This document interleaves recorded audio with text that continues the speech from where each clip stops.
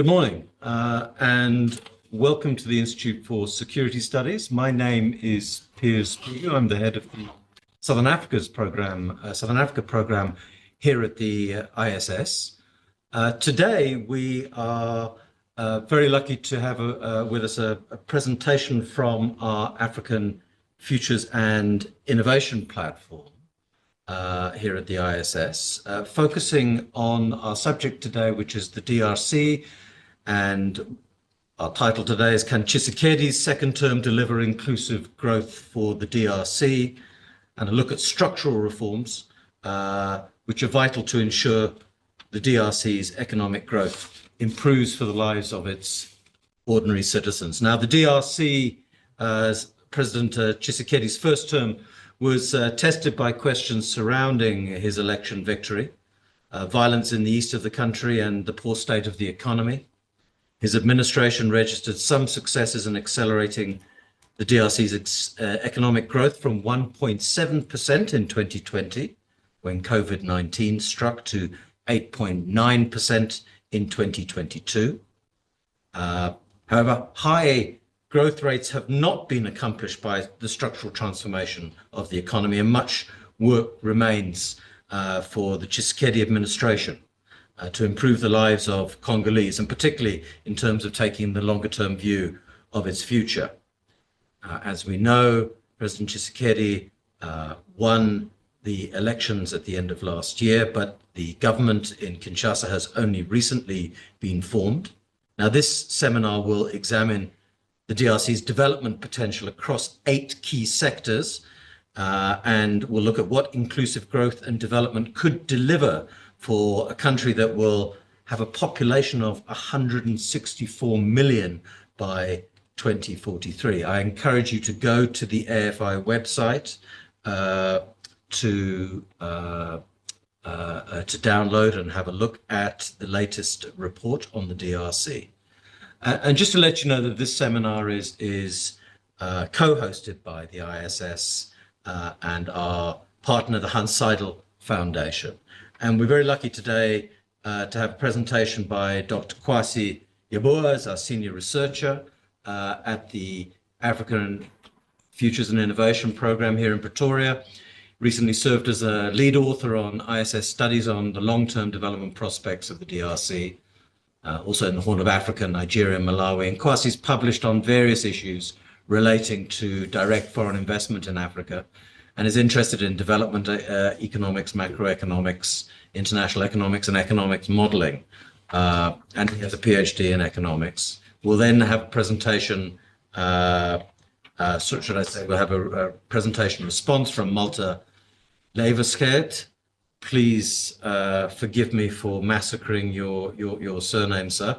He's a Hanns Seidel Foundation's resident representative in Kinshasa in the DRC, seasoned country risk analyst and operations manager with 12 years experience in analysis and management of political, economic, regulatory and security risks. Has work experience in the DRC, Nigeria, Ghana and Cote d'Ivoire. And last but certainly not least on the panel is Dr. Blessing Chipanda, who will be joining us online from the UK, who joined the AFI team in January last year. Before that, worked as at the University of Pretoria as assistant lecturer in the Department of Economics. He is particularly interested in tasks within the wider realm of international trade, development economics, and so forth. Blessings has a PhD in economics from the University of Pretoria here in South Africa. So with no further ado, I'm going to ask Dr. Kwasi Yeboah to come and give his presentation. Matt. Call Matt, present. I beg your pardon? Matt. Is Malte speaking first? I apologize. I thought it was yourself. Malte, it's over to you. Thank you very much.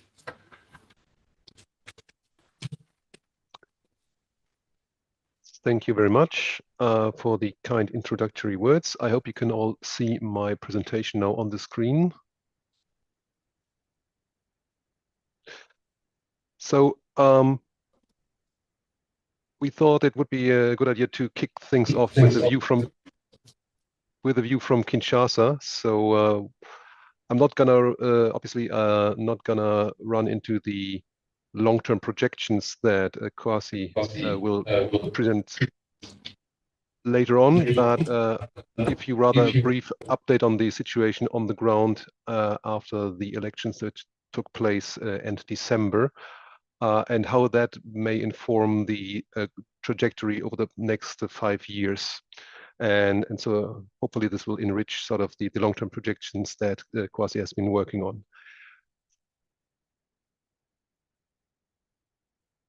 So, brief reminder what actually happened on the 20th and 21st of December 2023. We had nationwide elections. There were presidential elections on which we will focus here, but there were also parliamentary elections and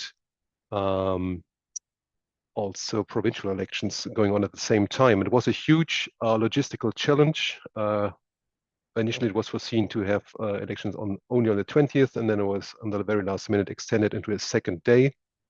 And the results that we see here as far as the presidential elections are concerned, landslide victory by the incumbent, Felix Tshisekedi.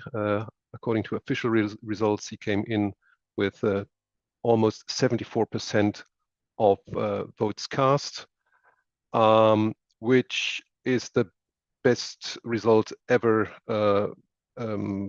since for a presidential candidate in DRC since the new constitution came into place in 2006. Second, the leader of the opposition, Moise Katumbi, businessman and former governor of the Katanga province. And as you can see on the map to the left, this remains his stronghold. But overall, huge gap between the first and the second placed candidates. And then Martin Fayulu coming in third with about 5% of the vote. He, as some of you may remember, was the key figure in the 2018 elections, the very much contested elections, after which Tshisekedi emerged as a winner, whereas a lot of independent observer organizations saw Martin Fayulu as the actual winner of that 2018 elections. This time around, he only came in third, and there are certain reasons for that. I'm not going to go into too much detail. But yeah, why this landslide victory for Tshisekedi? First off, the electoral system in the DRC gives a huge advantage to the incumbent. There's only one round of voting, so first past the post voting system. So you need a relative majority to secure victory, which also means that in order to challenge the incumbent, the opposition should to stand a chance reunite around a single candidate. And that did not happen, as it did not happen in 2018. So in late 2023, there were discussions among the 4 best placed opposition candidates, which actually took place in South Africa, to sort of form an alliance and agree on a common candidate. But that did not lead to any meaningful outcomes. And so it was clear from the get-go that Tshisekedi would go into this election with a huge advantage, given a splintered opposition vote. Secondly, I'd say Tshisekedi also is quite popular. He, during his first term, he introduced a few programs, notably free elementary school education, infrastructure development, and some other social reforms, especially for young mothers, that proved to be quite popular. Nevertheless, these nearly 74% of the vote is by all means probably exaggerated as a result.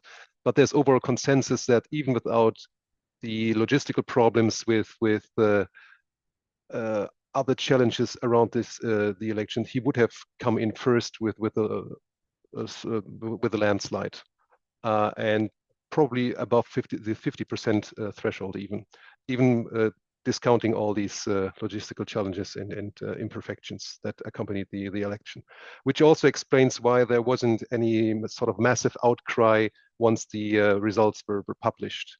And In fact, compared to 2018-19, the elections this time around were held very, very peacefully. So that's something positive to note in any event. Nevertheless, when we look at, when we sort of think about the democratic credentials, the quality of these elections, also taking a long-term view here, what we see is a sharp decrease in turnout. Since 2006 up until 2023, there is a continuous decline in voter participation, as you can see here on the orange line, whereas the number of registered voters is constantly going up. How do we explain that discrepancy? Well, in the DRC, as in quite a few African countries, it's actually quite difficult to obtain an identity, sort of a pièce d'identité, a passport or anything like that. So the easiest way to sort of get registered officially, to get a document by the state proving your identity, is getting on the electoral register and getting a voter card. So that is what's driving here these enormous registration rates. And given that the DRC is a very young population, there are millions of people who take the opportunity every 5 years to obtain their voter cards. But that does not translate into high turnouts, which is an indicator that public perception of democratic processes, of effectiveness in government, of governments delivering results, has been decreasing over the past 15 years or 20 years almost. So what happened since the elections? We've been in the lengthy government formation process.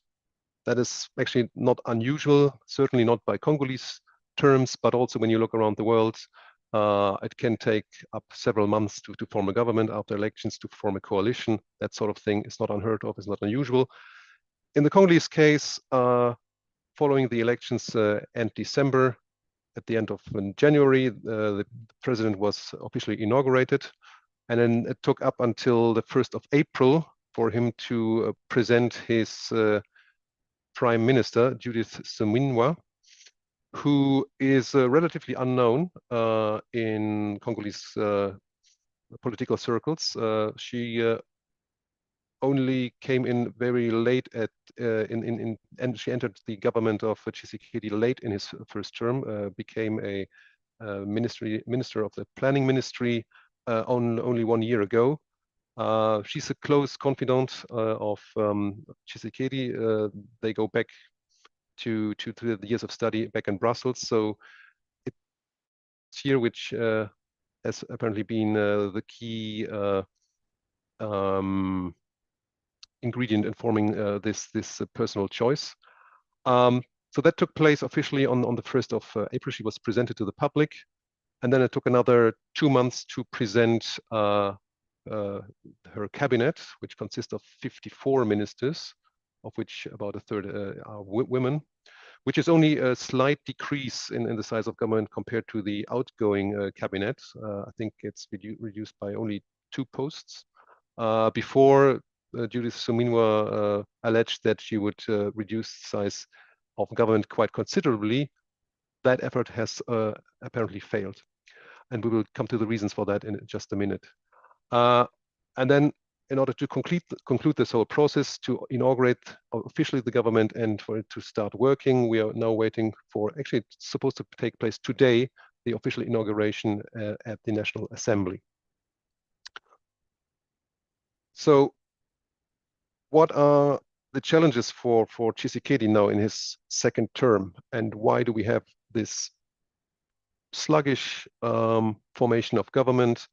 And yeah, the key ingredient here is the fact, when we look at parliament, there are now 38 political parties which form the so-called Holy Alliance, the sort of the very big tent, which consists of Tshisekedi's party itself, the UDPS, but also a host of other parties. And when we look at how that translates into seats in parliament, have a look at this graph here. So we see in theory, the presidential coalition has a very comforting majority of about 90% of seats, 470 out of 500. That's the dark blue line here. Then again, that's the so-called Union Sacrée, the Holy Alliance. Then we have this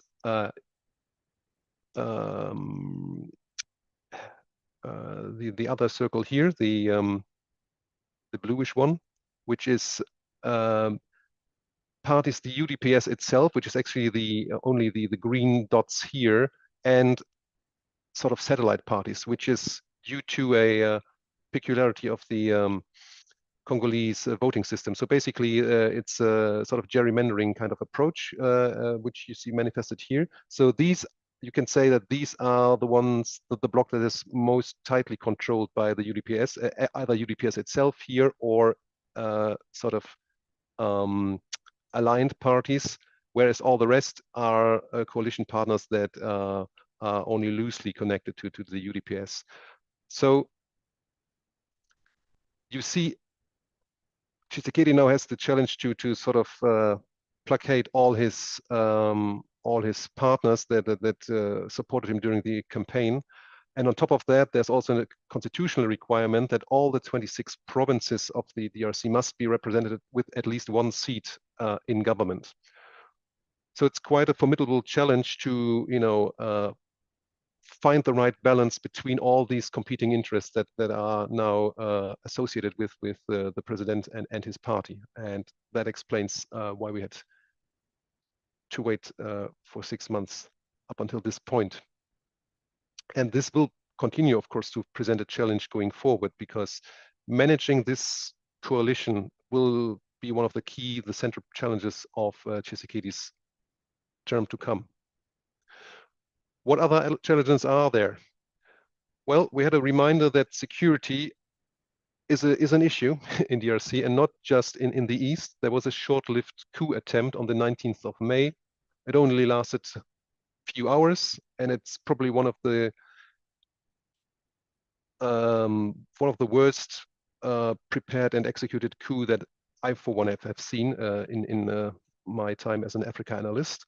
So very purely planned and executed, but still it showed you that even in the heart of Kinshasa, you can amass a group of 50 well-armed men and lay siege on the presidential palace on a Sunday morning.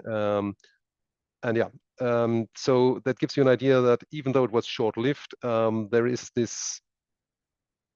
this brings up questions of, you know, how stable is this government really going forward, and how could this happen in the first place? Sends a reminder to everyone that security, not just in the east, but also in Kinshasa, is an issue. Secondly, what we already see right now, and that's actually, I mean, everyone sort of expected this debate to take up at some point, but that it comes in that early in Tshisekedi's second term is a bit of astonishing.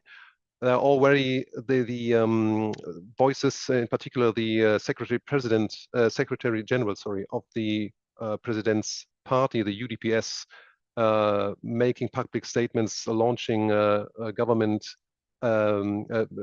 statements in newspapers, alleging that the constitution needs to be reformed.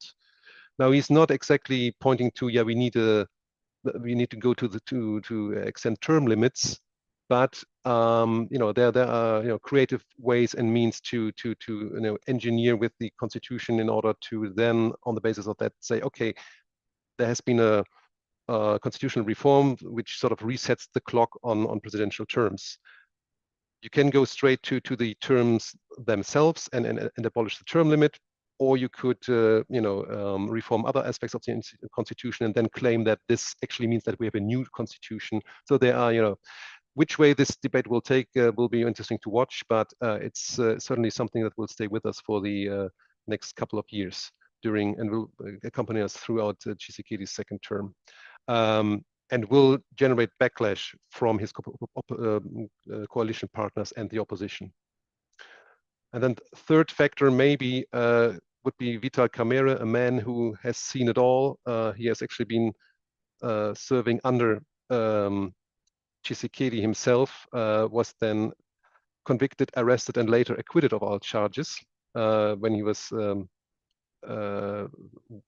after working for Tshisekedi as his chief of staff. Now he's back in a position which he held under his predecessor Kabila, controlling parliament. So he will be a key figure, a key deal breaker, power broker for Tshisekedi in order to keep that alliance Union Sacrée in place. And we will see whether he will, whether Tshisekedi has all the sort of carrots and lashes there to keep him in check, or whether he sort of uses this as a platform to challenge Tshisekedi at some point. Now, when we look at what will Tshisekedi actually deliver, what has he promised during the campaign, and what of that will sort of materialize potentially over the next 5 years. Looking at foreign relations, there was a lot of talk about going to war with Rwanda. I think at some point he compared Kagame to Hitler, which is always helpful to steer healthy, informed debates. So obviously that has been toned down after the election, but it's clear that relations with Rwanda will remain tense over the years to come. A full-scale war, as suggested by Tshisekedi during the campaign, should not be in his best interest, but relations will continue to pose problems for Congo and the Great Lakes regions for the years to come. Peacekeeping, there was a lot of talk about MONUSCO leaving the country. One of the key demands of the government last year in the run-up to the campaign. MONUSCO committed to a withdrawal plan, which has been executed over the first half of this year. So they withdrew from South Kivu province first, and then there is now an evaluation of whether that was a success or not is taking place. But it's already quite clear that the interest in MONUSCO withdrawing has sort of died down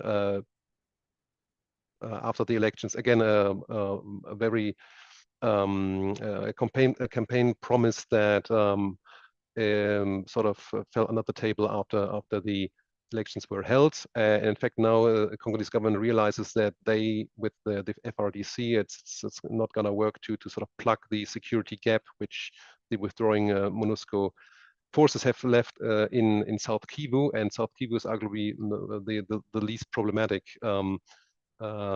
province in the east. So if they were to withdraw from North Kivu or Ituri, that would pose even graver problems.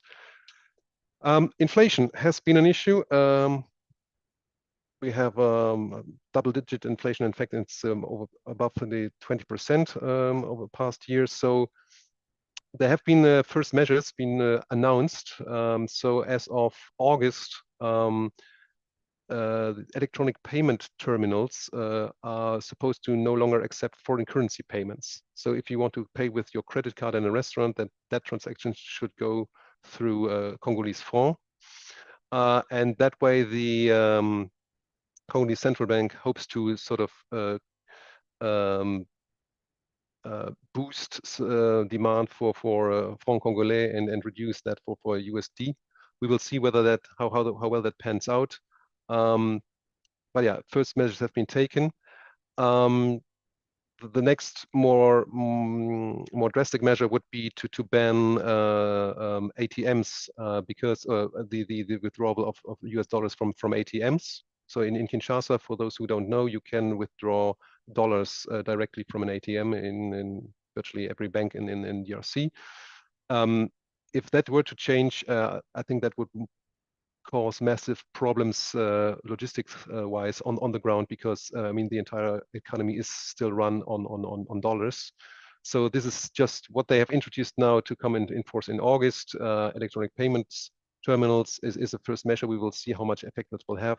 Other more drastic measures will probably have repercussions that the government is not willing to take on. So inflation, as far as the foreign currency induced, will continue to pose problems. And the other structural driver of inflation, bad infrastructure, is also something that is not going to be alleviated in the short term.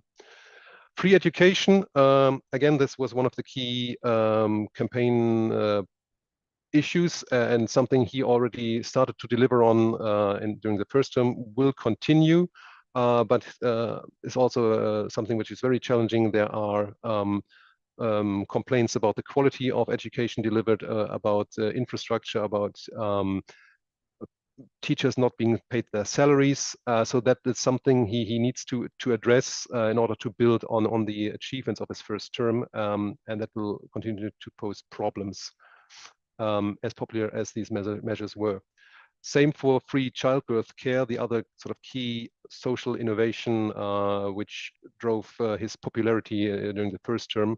A good idea in theory, but there remain implementation challenges which he will need to fix during his second term. Which leads me to the big question on which Kwasi will, of course, delve much deeper. The economic development overall. What we see here is a classic example of growth without development. So we have high nominal growth rates, typically somewhere around 6 to 8%. But that does not translate into sustainable economic development. Jobless growth is one of the key challenges in this country. And the question is, how can Tshisekedi deliver on that? One key avenue should be, and this is also what he's marketing himself, the so-called China deal, which he renegotiated in 2023. So this is something which dates back to the Kabila years. It was signed first in 2008, and the idea was that Chinese companies get mining licenses in exchange for infrastructure development, and the Congolese state also takes a share in the proceeds of the mining activities.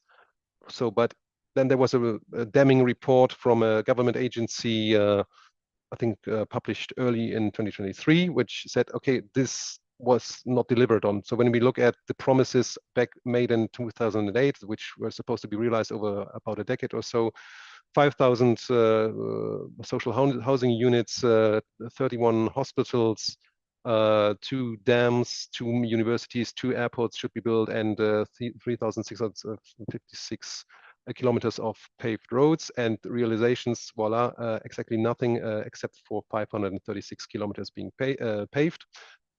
So on the basis of that report, which caused huge public outcry, Tshisekedi promised to sort of renegotiate that deal, and what he could then announce to the public after going to Beijing was that the amount of infrastructure spending should be more than doubled from 3.2 billion back in 2008. Now it's supposed to be 7 billion. And on top of that, the Congolese state should get a slightly higher share of the mining proceeds. Now 55%. Before it was, I think, 47. Looks good on paper. Looks certainly better on paper than it used to be. The question is, will there be infrastructure being built? Because that was the key challenge over the past decade. That promise was not delivered on.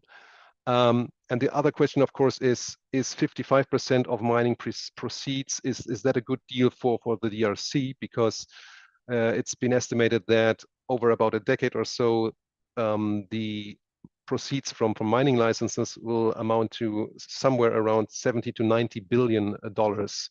So that sort of puts the 3.2 or 7 billion into perspective that are supposed to be earmarked for sort of infrastructure development. And that brings me already to my conclusion. I hope that I was brief enough and left enough time for Kwasi. So when we look at the government right now, in theory, Tshisekedi has a commanding majority and could achieve a lot of things. When we look a bit closer, it's more complicated because he has to carefully manage that big union sacrée that he has created and try to balance all the varying interests. When it comes to what he has promised on the campaign trail, he will have it will be challenging to deliver, given the poor track record of previous governments, to put infrastructure on the ground to make sure that social spending is getting into the correct channels, that teachers are being paid, etc. And then the structural issue, and I leave that aspect certainly to Kwasi to drive home, is the growth without development. How can the country benefit from its enormous mineral riches over the next couple of years, which will be crucial when it comes to the question: how can the DRC harness this massive demand for its minerals in the time of the energy transition? And with that, I thank you very much, and I'll leave the floor to, I guess, Kwasi. Thank you very much. Okay, Malta, thank you very much for that very helpful backgrounder to the current political developments, which of course are going to be critical in terms of constraining or giving impetus to a range of different policy commitments that will impact on the potential for DRC growth moving forward. With no further ado, let me hand over to my colleague, Dr. Kwasi Yeboah. Thank you.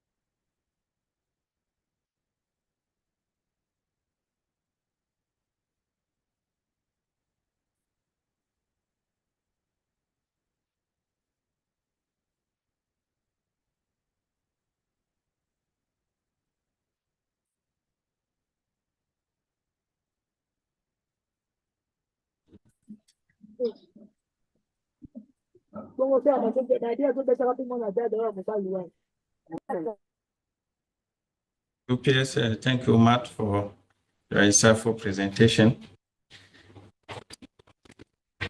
I will build on Matt's presentation and take a forward-looking approach on the socio-economic situation of the DRC, how the situation might unfold over the next 20 years in the business as usual scenario, given the current policies, as mentioned by Matt, how the development prospect of DRC may unfold going forward. So here is our website, the African Future Innovation Program. What we do long-term forecasting for all the African countries. So if you go to geography, you see the list of all African countries, including the regions. So if you are interested in a particular African country, you can just click on it and look at our report on that particular country, the future of that particular country over the next 20 years to 2043. Where 2043 marked the end of the third 10-year implementation plan of the Agenda 2063 of African Union, the Africa we want. So if any country, you can see our presentation, our report there. So to do our study, we rely on a model, a forecasting tool, developed by the Paddy Center for International Futures at the University of Denver. It's an integrated global model. We show the structure of the model here. You can see on my screen. It's a long-term forecasting model that have about 12 models: population, health, economies, agriculture, energy, infrastructure, all of them interrelated in such a way that any intervention in one sector affects all the sectors.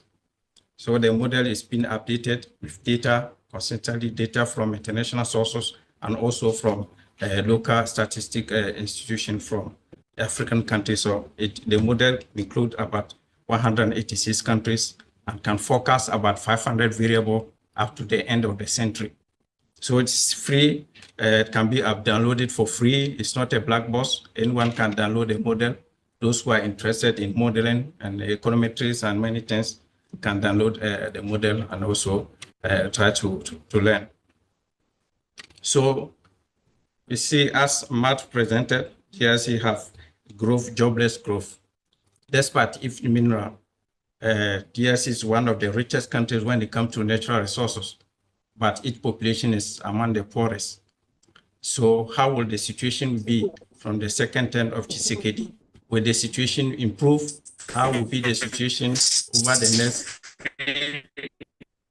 over the next 20 years? Will the situation change given the current policies? Then now that we have a new government, how will the situation might unfold going forward? And what could be the strategies to transform the future of this important country in Africa? So I will start my presentation by showing the demographic structure of the DRC.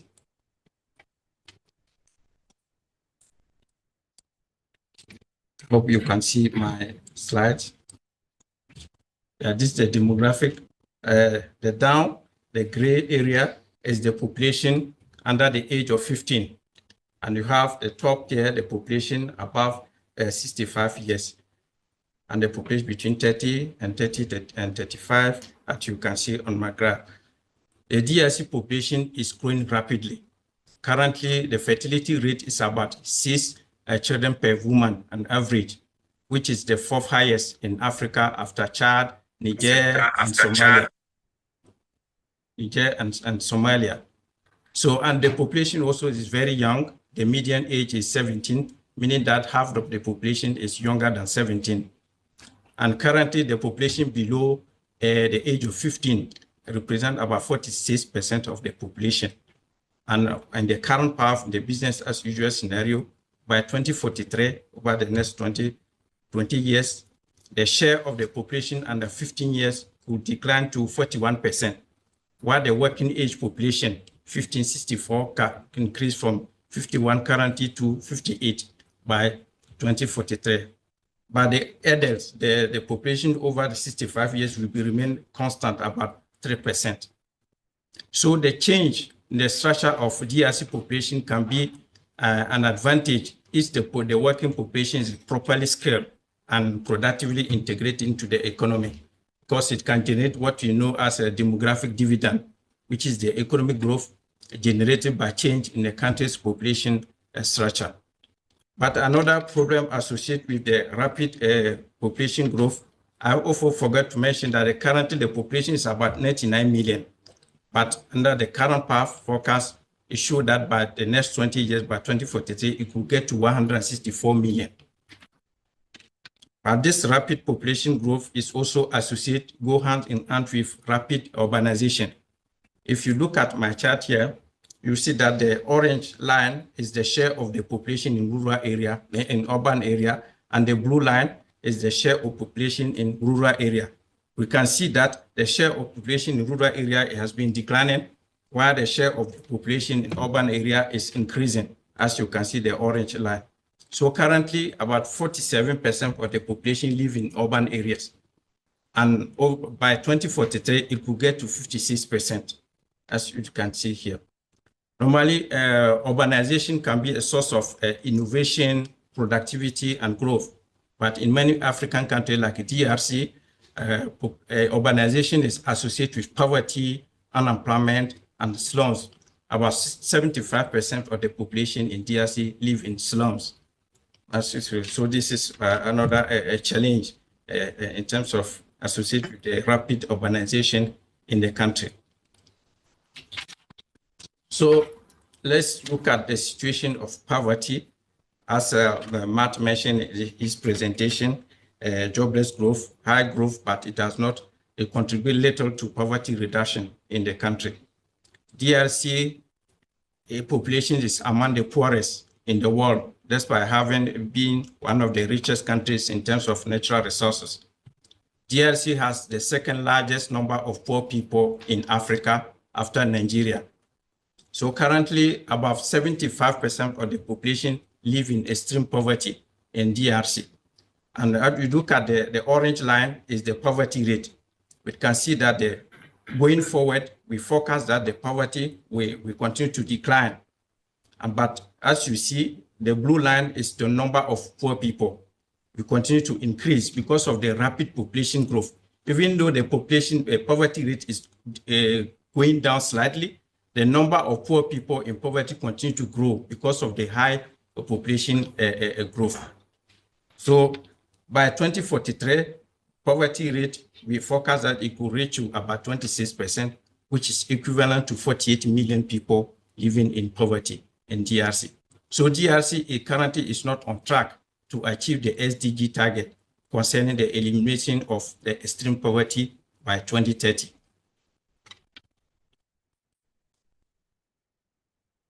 Then we can also talk about education. DRC education indicators has improved over the past 15 years, especially primary school enrollment. When you look at the blue bar, you can see it's a primary school enrollment in DRC is on par with the average for low-income countries in Africa. DRC is classified as a low-income country. But the challenge in DRC education system is the low completion rate and the poor quality of education. Children get into the school, but few of them go to the end of the cycle. And one of the reasons is financial constraint. And a survey conducted in 2018, for example, showed that more than 60% of the household mentioned financial constraint as the key challenge to their kids' education. Even though free education at primary level is enshrined in the Constitution, it's only in 2019 when President Tshisekedi came to power that it entered into force. This allowed about 2.5 million students to get into primary education. But this also came with a lot of challenge because infrastructure shortage. There's not enough schools to accommodate this influx of students. So the result is that the classrooms are overcrowded and lack of equipment. And this along with poor teacher salary. Teacher salary is very low, and this also dampened their incentive to provide education. The result that the quality of education in DRC is very poor, and there's an inadequation between what they learn in school and what the job market, labor market need. The reason is that many graduates are unemployed and they survive in the informal sector. The same situation also holds with the health sector. When you look at the health sector, here you see that in the health sector, Congolese have little access to basic health care. Why? Because of low funding in the sector, and mismanagement, corruption, and shortage of qualified medical staff in the country. Also limited health centers. About 70% of Congolese live about 5 kilometers away from a health center, and also the high cost of healthcare in the country. But things has been improving when we look at indicators like infant mortality, as you can see on my slide. Infant mortality and maternal mortality and life expectancy has been improving. When you look at infant mortality here, you can see the orange line, The blue line is for DRC, and the orange line is for the average for low-income countries in Africa. You see that it has been declining from about, now what you see currently, we have 47 deaths per 100,000, per 1,000 live birth, as you can see. But the average for low-income country in Africa is 46. So DRC is almost on par with the average for low-income Africa. But on the current path, the country is not on track to achieve the SDG target related to this indicator, because the target is 25 deaths per 1,000 live birth by 2030. But we forecast that DRC will get that 24, that target only in 2043. The same also is maternal mortality. It's not shown here, but it also has been declining from 900 deaths per 100,000 births to currently about 500 deaths. But also the country is not on track to achieve the SDG target, which is 70 deaths by 2030. But now the decision taken last year to, for example, free childbirth and delivery care will boost and will continue to reduce maternal mortality in the country. But it's also a controversial in the country because some people are saying that providing a free childbirth and free delivery care also will boost the already high fertility rate in the country. Because if you know that if you go to hospital and you can deliver your baby without any charge, any cost, then you continue to produce babies, while the fertility rate is already high in the country. But this is a debate. Then the infrastructure problem in DRC is one of the countries with the highest infrastructure deficit in Africa. Despite huge resource potential like hydro, DRC has about 10% or 13% of the global hydro potential, but only few people have access to electricity in the country. This chart shows access to electricity in the rural area, orange line, the national average, the gray line, and urban area, which is the blue line. When we can see the average access rate currently is about 23%. It's like 23% of Congolese population have access to electricity. But when we go to the rural area, because the access is biased towards the urban area and the mining areas. So when you look at the rural area, you see the orange line. There's almost no electricity in rural DRC. It's only about 5% of the population having access to electricity in rural DRC, while it's currently about 46% in urban area. Even those who have access to electricity, the supply is not reliable. So companies have to run on backup generators, which also increase production cost and affected the productivity of the manufacturing sector and competitiveness of the manufacturing sector, which is already facing competition from cheap product smuggling in from neighboring countries like Rwanda, Uganda, and other countries. And another area also is the transport infrastructure. Transport infrastructure is very limited in DRC, and even the existing ones are highly dilapidated, much of them. Well, currently, about 5% of DRC road network is paved.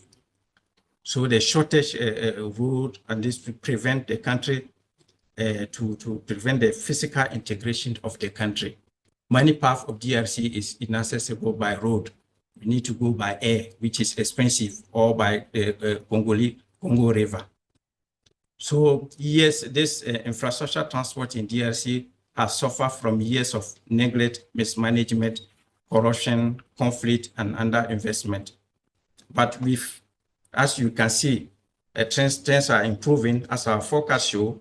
By 2043, for example, the access rate will increase to 53% at the national level, 76% in urban area, and 25% in rural area. Also, the share of pay road will increase with the infrastructure mineral debt with China. As Matt mentioned in his presentation, China will increase investment in infrastructure, and that will contribute to reduce the deficit. China will invest about 300 million in transport infrastructure every year, 300 million US dollars till 2040. So if this deal is really implemented, it can contribute to reduce the huge infrastructure deficit in DRC.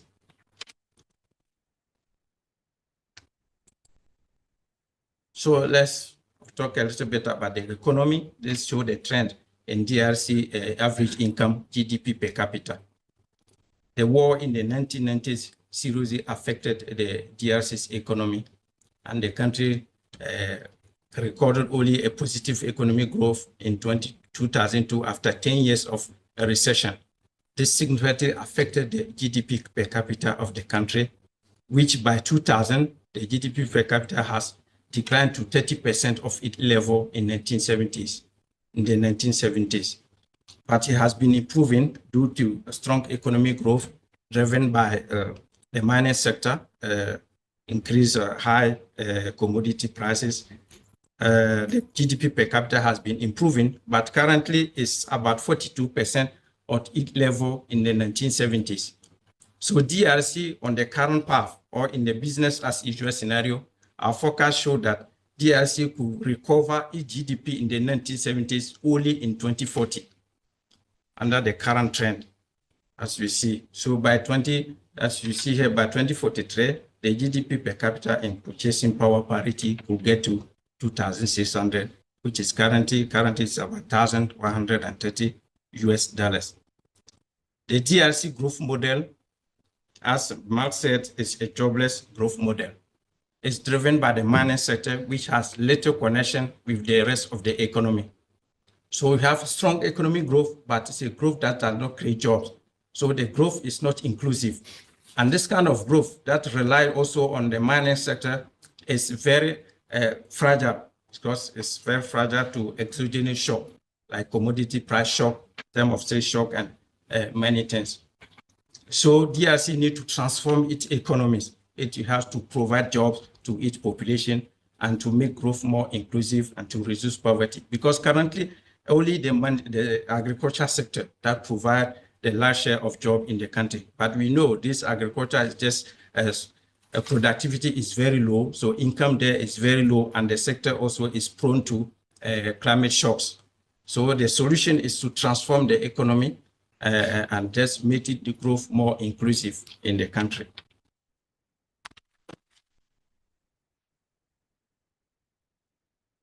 So I'm just mentioning the agricultural sector, which is a very important sector in DRC, because more than 50% of the workforce in DRC is the agricultural sector. But the productivity is very low, currently about 4.5 hectare per ton, tons per hectare. So it is very low, and the income there is very low also. So the production is unable to feed the growing population. If you can see, the orange line is the agriculture demand, when the blue line is agriculture production. So we see that going forward, the gap is forecast to grow because the production is unable to match with the fast-growing population in the country. The reason that food import has increased in the country.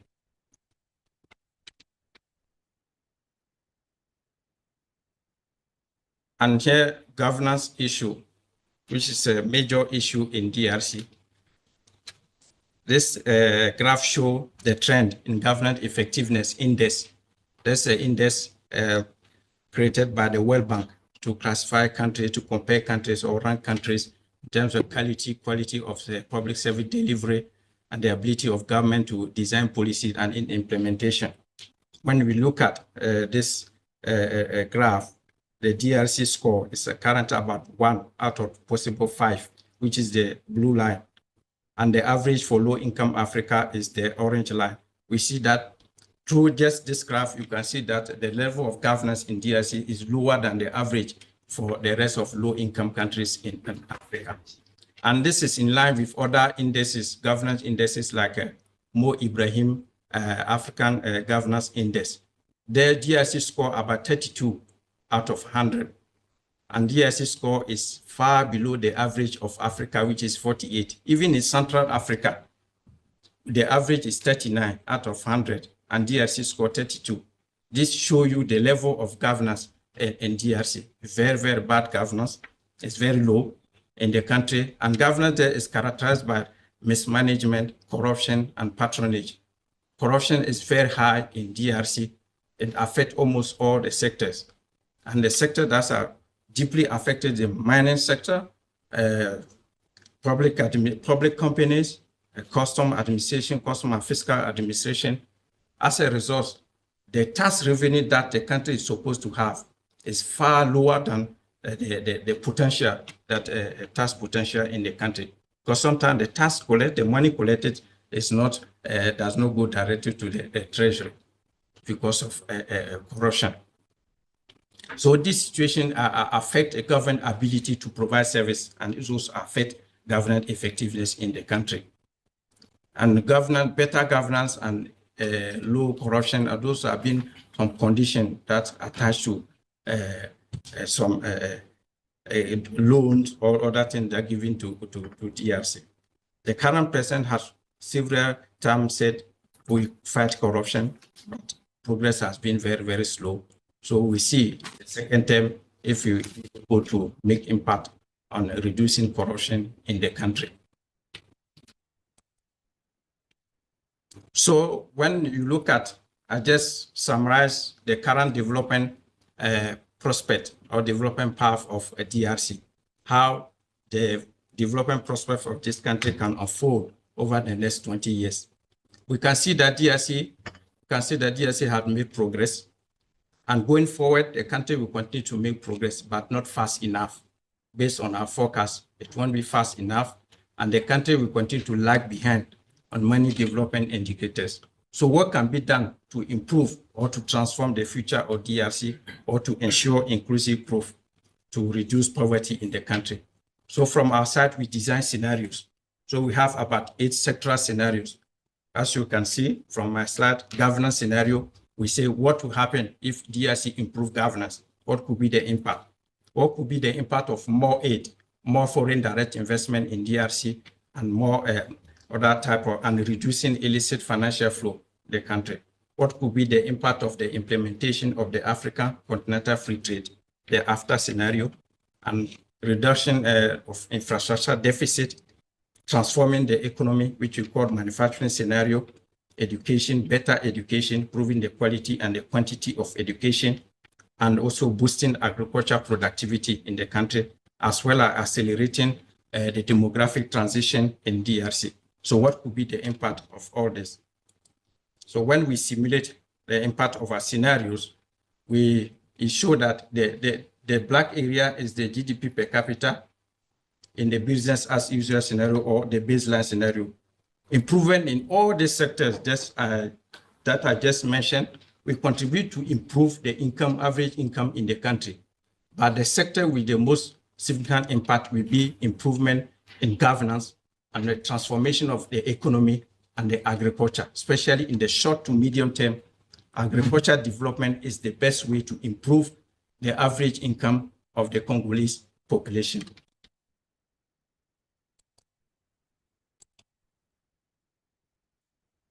So here, this is the GDP per capita also.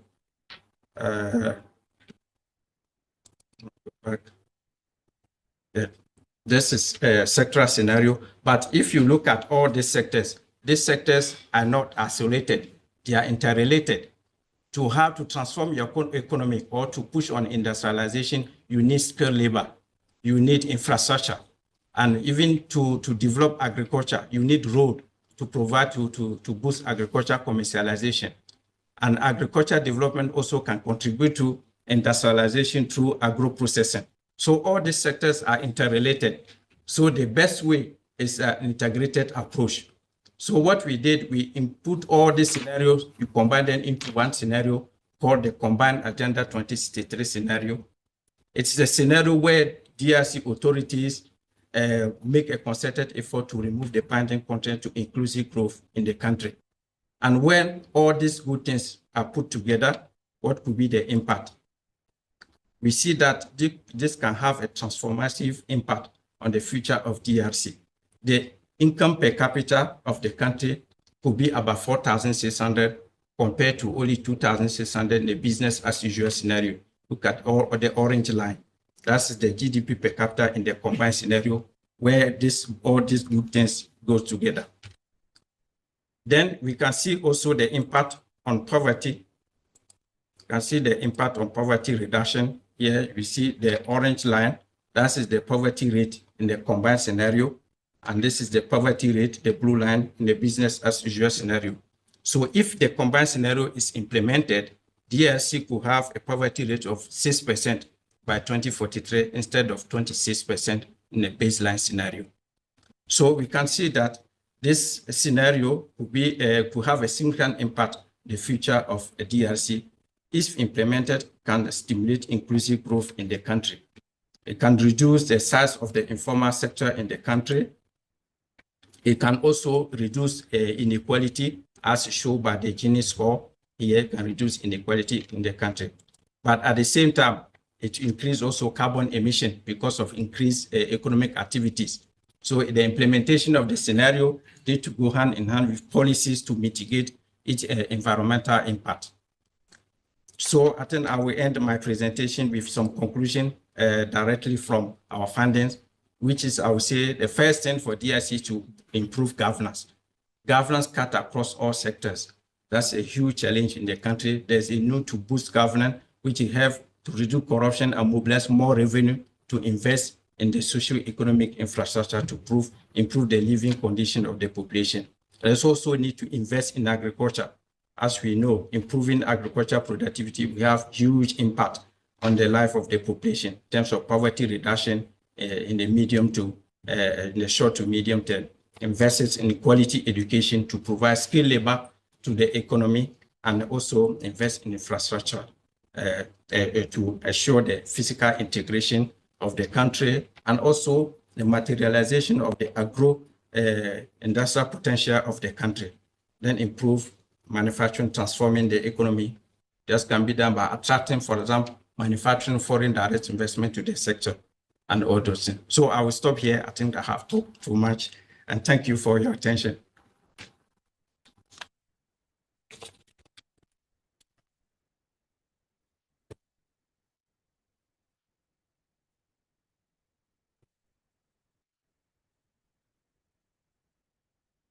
Thanks, Kwasi.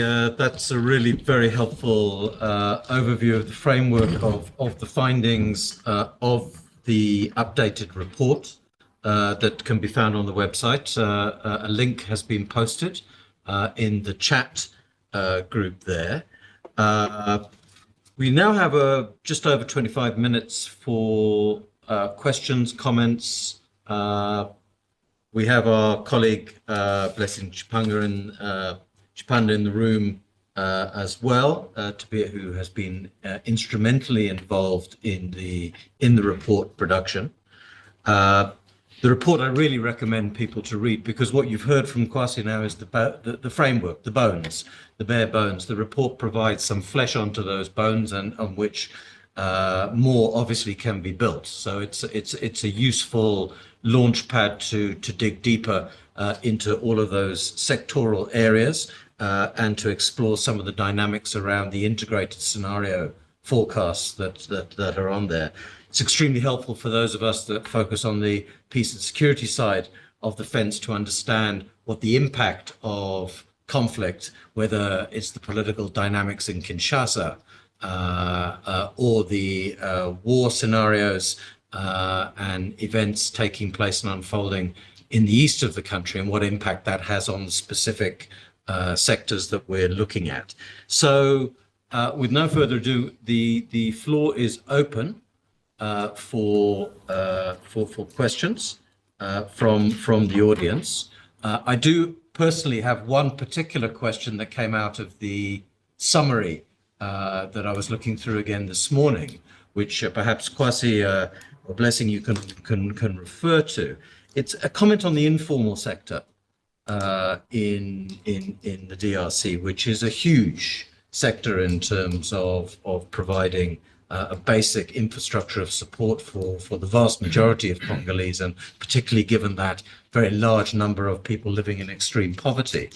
And there's a point made, I think, in the summary that the informal sector has a kind of inhibiting quality to GDP growth. And I was curious about that statement in the summary, and whether you could say something more about the import of the informal sector in the DRC, given the huge challenges around poverty.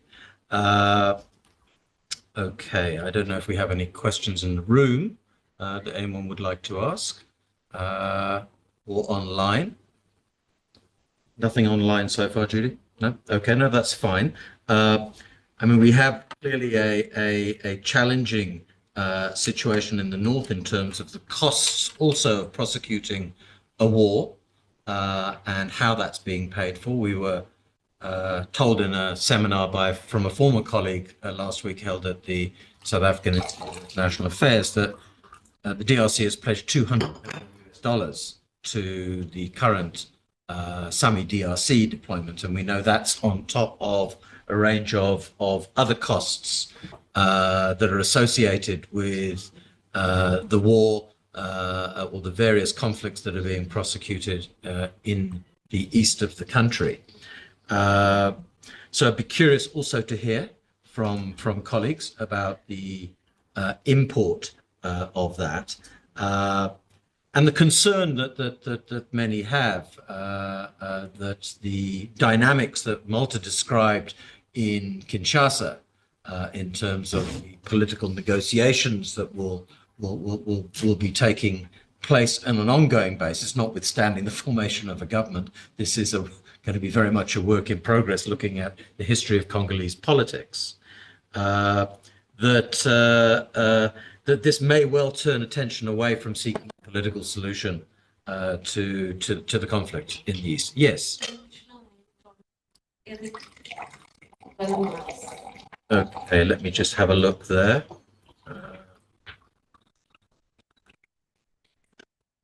Okay.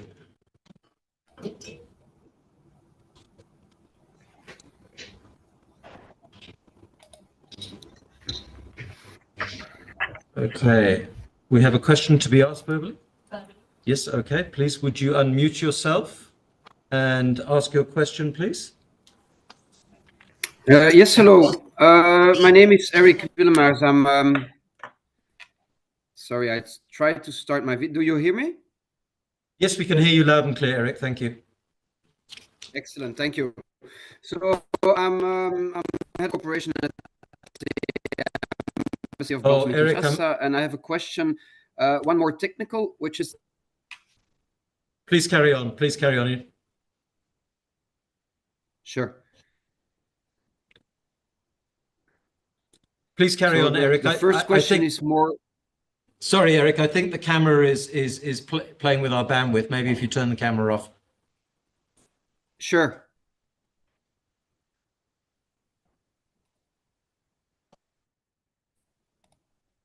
Super, please proceed. Okay. Yeah, no, so the first question is more technical. In a country, sorry, it's there again. Okay. In a country where the state is absent in many ways, but also literally absent in many parts of the country, and where also other actors are mostly absent. A question I always had, especially in the DRC, but also other countries, how do we actually get those statistics that also allow us to do the projections? Because it's very, very hard, even for people working at the provincial or territorial level, to even get a grasp on what's exactly at stake, how many people are living there, what are their activities, what is their revenue, what is their access to education, and so on. So the first question is, it was a really interesting presentation, and thanks for that, but how do you collect that information? I remember working in another country where between UNDP and World Bank, the GDP per capita for that specific year was 25% different. So these both references gave a totally different number. So that's the first. The second is, it was mentioned especially at the end, but also during the whole presentation, governance is a big challenge in Congo. and actually is detriment to the other factors that can allow actually to develop and have a more social economic development of this country. But any recommendations on the governance side? Thank you very much. Thank you for that, Eric. If we don't have any other questions for the moment, yes, we have one in the room. Please, would you let us know who you are, and then please do ask your question. Thank you. Good morning, everyone. My name is Chiombuzo Rabandara. Am I audible? I don't know if we can hear online. We're audible inside the room. I said my name is Chiombuzo Rabandara. I'm from the Department of International Relations and Cooperation, DECO, the multilateral side of things. Thank you. I have a few questions. The first one, I would just like to piggyback on what you said about the informal sector. My question regards the high rate of unemployment. So there is high rate of unemployment. Do we have exact figures of how many people are employed in the informal sector and how that contributes actually to the overall calculations that you have, the data that you have in terms of the unemployment rate? I'm just interested in that. The second question relates to the Rwanda DRC tensions right now. I wanted to find out from the first speaker especially, what are the prospects of the Nairobi and the Rwanda processes facilitating a political solution? And add to that, does he think that the PSC framework for the region is still relevant, or can it be revitalized to add into these new processes in terms of resolving the ongoing tensions between the two countries? The third question relates to, again, to the first speaker, to the MONUSCO withdrawal. I seem to recall that the main reason that the government of DRC mentioned in its letter, which was directed to the Security Council, was that MONUSCO, in part, has failed to execute the POC mandate. So protection of civilian mandate. That was one of the reasons cited in his letter. So I wanted to find out, because what he mentioned is that the government realizes now that should MONUSCO withdraw, there will be a gap in terms of POC, because they don't have the security capacity to ensure that civilians are protected. So, so then how is this going to match up with what the government has said? Because now it seems like there is a review of what the authorities said to the UNSC and what is the reality on the ground. So do we see that disengagement plan being fully implemented? Do we see the withdrawal of MONUSCO, or do we just see a drawdown of MONUSCO, but not a total withdrawal? So those are my questions. Thank you. Thank you very much for those useful questions. I'm going to bring in First Blessing, I think, since we've not heard from him today. There's some specific questions there which are pointed at Malta, but Blessing, there's a series of questions there about access to data, governance, unemployment, and the informal sector, and so forth. You may wish to palm some of those off to Kwasi as well, or aspects of them. We'd like to hear his opinions. But over to you, Blessing, for your comments. Oh, thanks, Pearson. Okay, the first one was to do with the informal sector. I can start by saying, the informal sector, it's a reflection of how shadow the economy is. And it's difficult to measure that. Answering that other lady, it's difficult to measure how many people are employed in the informal sector, but the informal sector plays a critical role, especially in DRC where there is high unemployment. So, but the problem it's to do with the policies of the government. Are they conducive enough? Do they promote people, investors or small entrepreneurs to register for their businesses or not? That's that's one of the things that contribute to higher level of informal sector. And sometimes also you can see that people are willing to pay tax when they see how their tax are being used. So sometimes in informal sectors, there is what we call tax avoidance, tax evasion. So people they don't pay tax. That's why you find out that in DRC there's the problems of tax revenue. To answer the question concerning how do we do the statistics and projections, like what I've mentioned before during the presentation, we use a model that is developed and hosted by University of Denver in the United States. The model it's a free source, and the University of Denver, they feed in the data in the model. So if you download the model, if you use it, there is data that is in there. So we know that sometimes we've got a problem of gaps in African data. The models allow us to impute the missing data. That's how we do our modeling based on historical data. Yeah. Maybe I could. Kwasi, you can add. Yes, Kwasi, please. Okay. Okay, thank you, Blessing, for your answer. Concerning the informal sector, Piers, you said something, the question about informal sector. Yeah, informal sector is very important in DRC. It's a crucial lifeline for millions of people. Because of unemployment, they survive there. But at the same time, it's a sector that impede productivity in the country, because productivity in the informal sector is very low. And many studies have shown that formal sector have higher productivity compared to informal sector, because they are informal. They don't have access to certain kind of services in the country, and also it affects tax collection in the country, because a large informal sector, people are not paying tax, and so it affects the capacity of government to invest in other sectors to promote other growth-enhancing sectors in that. And also the unemployment issue you raised, because when you calculate the unemployment rate, including those who are working in the informal sector, you see that unemployment rate in many African countries, including DRC, is not that much high. DRC officially, you see that unemployment rate is 6 to 5%, 5 to 6%. Just because they include those who are working in the informal sector. But that informal sector, work in the informal sector, is very fragile, and there's no safety in that, and incomes are very low in the informal sector, no social security protection in those sectors. So when you remove the informal sector and you count only for formal employment, you see that unemployment rate is very high.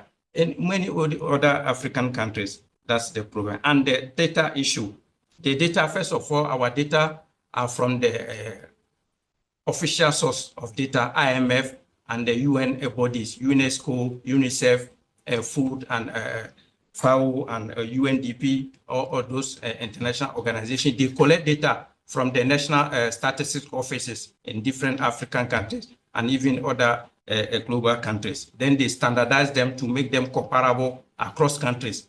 But the model, it has some powerful algorithm. So where we don't have data, the model can, with the powerful algorithm, we can fill the hole to reconcile the data to make the forecast. So this is how we do the data. We do our forecasting. So in terms of governance recommendation, my recommendation, this is a political word. Governance, if we need DRC, including other African countries, needs visionary leadership.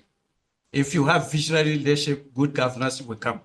Because now the leaders we have in Africa are generally interested in their selfish interests.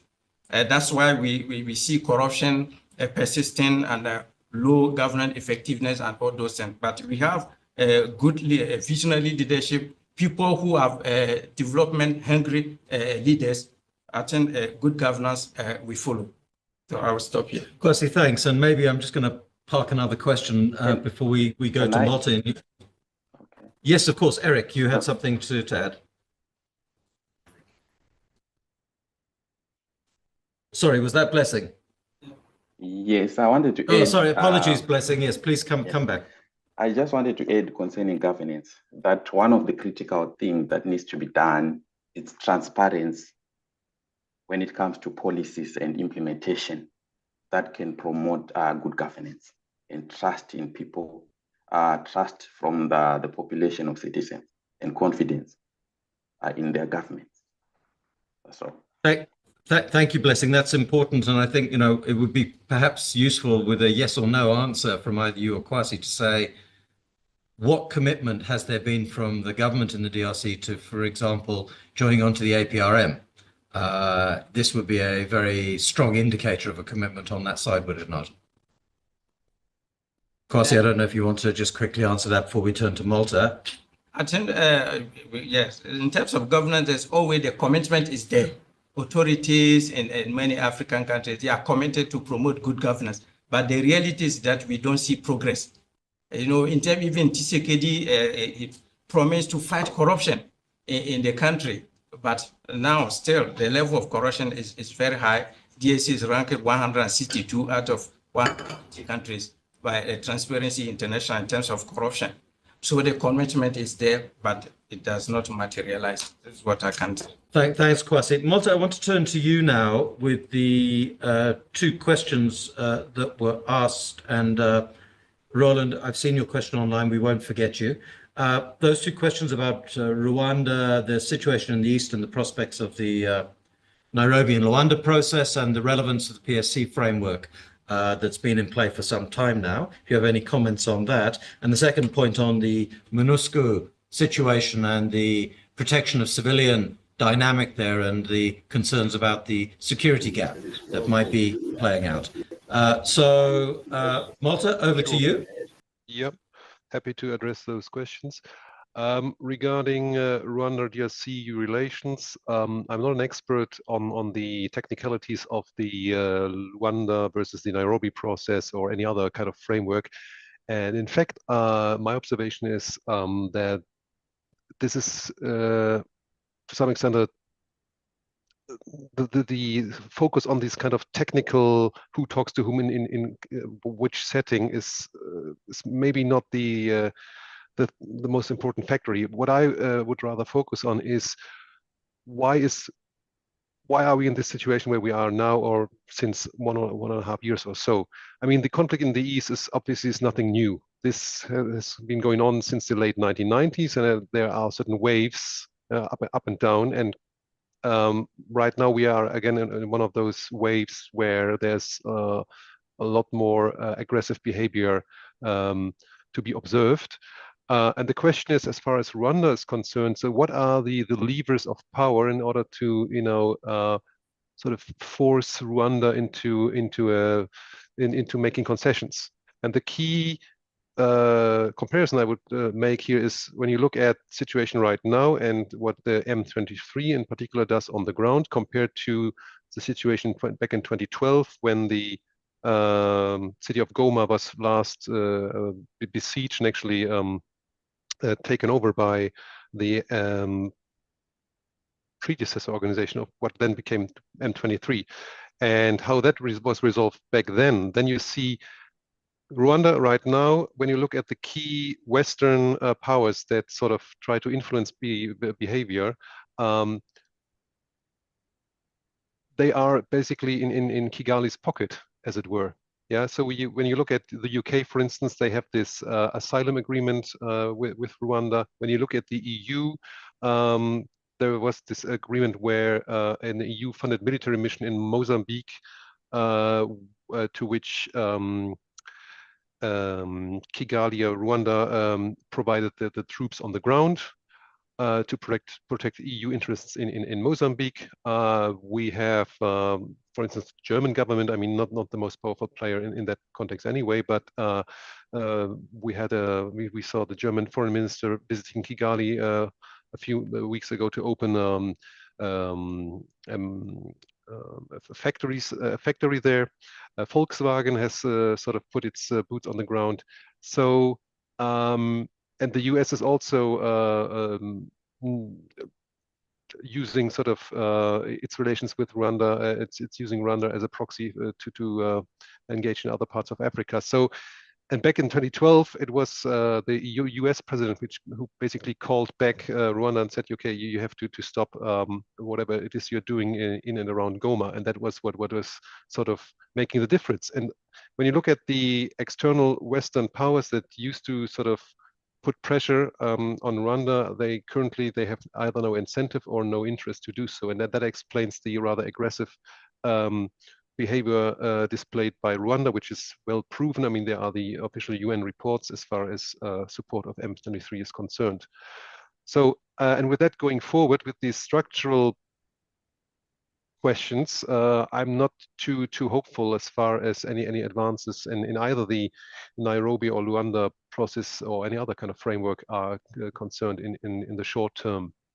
As far as MONUSCO and the MONUSCO withdrawal is concerned, as I alluded to in my presentation, this was much to do with the election, and I mean MONUSCO is rather unpopular here, so Tshisekedi played that card and was driving that point home that MONUSCO has to go.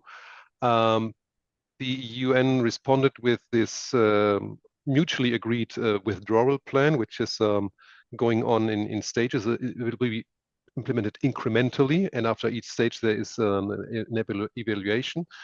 And so they actually began with the withdrawal from South Kivu, which is now completed, and now the consequences of that are being examined. And as everyone actually expected, yes, the Congolese authorities have massive problems to fill the gap, the void left by MONUSCO forces. So Tshisekedi and his government have now to decide, okay, how much blame do they want to take on if they can no longer point towards MONUSCO once they have vacated their bases. And as is already very noticeable, the calls for MONUSCO withdrawing have died down shortly after the election. That does not mean that MONUSCO can go on with its mission forever. I mean, they've been in Congo since 1999, 5 years, and surely on a strategic level, the mission has completely and utterly failed. That's overall consensus, I would even say. But the question is, again, who fills the security gaps on the ground? Who takes over the infrastructure that MONUSCO has built over the years? I'm also talking about radio stations, about airfields, and that sort of infrastructure, which is actually crucial also to maintain access for humanitarian organizations working in the East. All of that, if not taken over by FARDC or other Congolese security forces and properly managed and maintained, will go down the drain. So I'll leave it there. Malta, thank you. That's great. And clearly these are two interconnected issues, peace processes and where they stand. And we could talk more about that, but we're running out of time.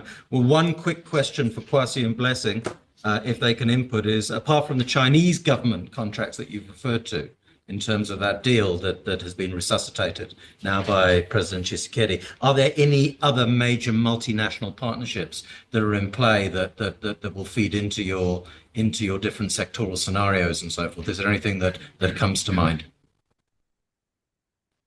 From my side, not really. I think the major deal is what we mentioned, the China mineral infrastructure deal. That's if it's implemented, we have huge impact on the infrastructure sector. Yeah, but the problem, as Matt said, is the implementation. The promise now, the amount that need to be invested has increased from 3.2 billion to 7 billion. So it is, if it is really invested, I think the infrastructure deficit will be reduced. It is a major challenge in the country. But other than that, I don't have a major deal that will impact the future of the country. Kwasi, thank you. We're in our last minute. I've got to wrap up now. So just to say to all our speakers, thank you very much. I know we could have spent a lot more time on that. And of course, I know there will be ongoing interest in the DRC, particularly from Southern Africa side as well, given SADC's involvement in the conflict situation in the East. And I look forward to welcoming you back to the ISS for further discussion with our Futures and Innovation team and with the mothership as well. So thank you very much for joining us, and please do come back to ISS for more interesting input and conversation. Thank you.